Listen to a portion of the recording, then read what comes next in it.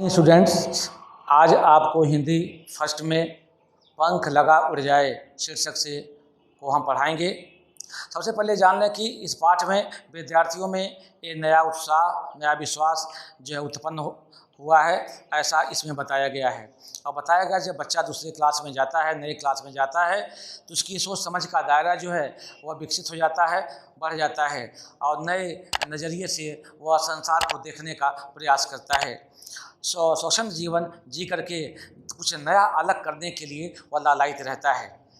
तो जोश नया भर कर मन में विश्वास नया जगाएं, जो न कर पाया कोई करके वो दिखलाएं।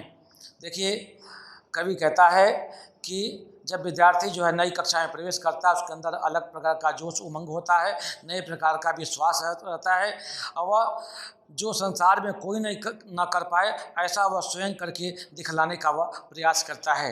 मतलब एक सीमित ना हो करके असीमित होकर के वह काम करने का प्रयास करता है। नए नज़रिए से दुनिया को देखे और दिखाए, कितना निर्मल आसमान है पंख लगा उड़ जाए। क्या नए सोच के साथ वह देखने का, संसार को देखने का वह प्रयास करता है। इसलिए कवि कहता है कि उस अवस्था में जो विद्यार्थी है उसकी उत्कंठा होती है, इच्छा होती है कि वह कल्पना रूपी पंख लगा करके वह आसमान में क्या करें, वह विचरण करते रहें। आगे कवि बता रहा है कि तेरा मेरा मेरा तेरा जो है सबको हो जाए, सबका हो जाए, ऊंच नीच वैर विरोध का मन में भाव न आए। देखिए, जब बालक जो है एक नई कक्षा में प्रवेश करता है, एक ऊंचाइयों पर जाता है, तो सब तेरा मेरा मेरा तेरा अर्थात जो संकीर्णता का भावना होती है, हमारा आपका उनका, ऐसा इस भावना का उसके अंदर परित्याग कर देता है और जो सब कुछ है वह सबका हो, ऐसी भावना उसके अंदर विकसित होती है।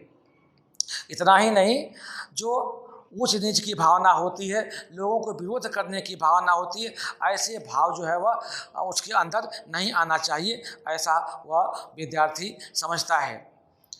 कवि आगे कहता है कि एक दूसरे की थाम बाहें आगे बढ़ते जाएं, कितना निर्मल आसमान है पंख लगा उड़ जाएं। कहना इस अवस्था में विद्यार्थी एक दूसरे के बाह को पकड़ करके निरंतर आगे बढ़ने के लिए प्रयासरत रहता है, लालायित रहता है कि निरंतर आगे बढ़ें, अर्थात सहयोग के आधार पर वह निरंतर आगे बढ़ने के लिए प्रयासरत रहता है। अगले बात देखें, जो अगली लाइन है, जो रोता हो उसे हंसाएं, जो गिर जाए उसे उठाएं, पीछे रह गया हो उसे साथी हाथ पर आगे ले जाएं। इसमें सहयोग की भावना है, सहयोग की भावना को लेकर चलता है। संसार में अगर कोई रोता हुआ दिखाई पड़ता है तो उसे हंसाने का प्रयास करता है, आनंदित करने का प्रयास करता है। रास्ते पर चलते हुए कोई गिर जाता है, अर्थात उस रास्ते से विमुख हो जाता है, तो उस अच्छे रास्ते पर ले चलने के लिए प्रयास करता है। अगर संसार जो रास्ते पर वह कहीं पीछे रह गया हो उसका साथी, तो ऐसे में हाथ पकड़ कर अपने साथ ले जा कर के वह अपने गंतव्य स्थान तक उसे पहुंचाने का प्रयास करता है। इतना ही नहीं, कवि कहता है ज्ञान आलोक फैले घर घर में, ऐसी अलग जगहें। कवि की इच्छा है कि ज्ञान रूपी जो प्रकाश है, ज्ञान रूपी जो खजाना है, प्रत्येक घर में आलोकित कर दे। ऐसा हमें एक प्रकार के अलग को जगाना चाहिए। और कितना दिन मतलब आसमान है पंख लगा उड़ जाए, क्या आसमान जो है कितना साफ और सुथरा स्वच्छ है, कल्पना रूपी पंख लगा करके उड़ने की विद्यार्थी की इच्छा होती है। ये कल्पना रूपी पंख लगा करके हम आसमान में क्या करें, उड़ते रहें। इतना ही नहीं, आगे कभी कहता है जो बीता इतिहास हो गया, कि जो चीज़ें घटनाएं व्यतीत होगी, बीत गई हैं, वह इतिहास की बातें हो जाती हैं। जो आएगा कल होगा और जो आने वाला है वह कल का समय कहा जाएगा। इसलिए कवि कहता है कि जिसको जी लोगे मन से तुम, जिस पल को, जिंदगी का जो समय अपने मन में तुम जी लोगे, व्यतीत कर लोगे, वही आपके जीवन का सबसे जो है वह स्वर्णिम पल, स्वर्णिम समय कहा जाएगा, सुनहरा पल कहा जाएगा।